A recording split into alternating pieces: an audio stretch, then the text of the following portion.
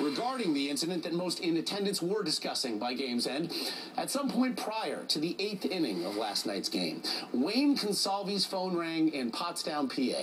On the phone was his son, 17-year-old high school senior Steve, calling from the ballpark to ask Dad's permission to run onto the field during the game, saying it'd be a once-in-a-lifetime experience. Now, the elder Consalvi, this according to the Philly Daily News, said it didn't seem like a good idea. It turns out they were both right, for all the wrong reasons. For after briefly evading security personnel before the 8th inning, in fact, began, Consalvi, as seen here, was felled by a taser gun fired by a Philadelphia police officer.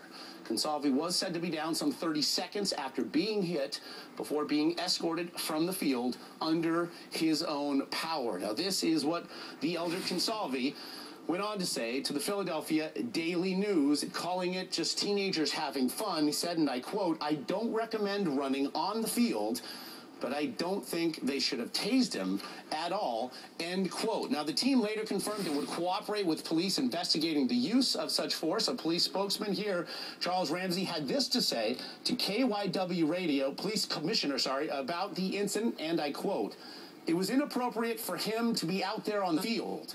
Unless I read something to the contrary, that officer acted appropriately. I support him 100%. He's been joining us here all morning long, and he does so again. Kevin McAlpin of ESPN Radio 950 there in Philadelphia. Kevin, you were actually at the game last night, so take us back there to the beginning of the 8th inning. What did you see? Well, as you mentioned, yeah, it was right before the Cardinals batted in the top of the 8th inning.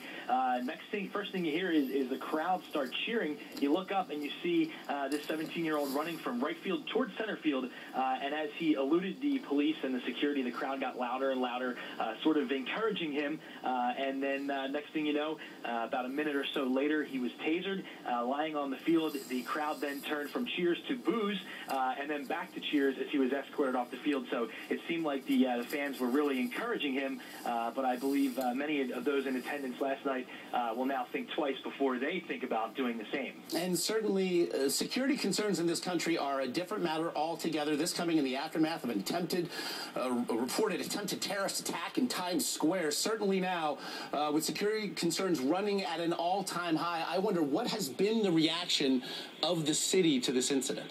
Well, if you listen to our callers this morning, it's pretty much a mixed bag of reaction, 50-50. Some feel that the punishment fit the crime. Others feel as though it's a little too extreme. Other callers are just frustrated because they feel it's just another black eye on the city, that, those Philly fans, again, acting out of line. So it's really been a mixed bag, but, pretty much 50-50 down the line so far.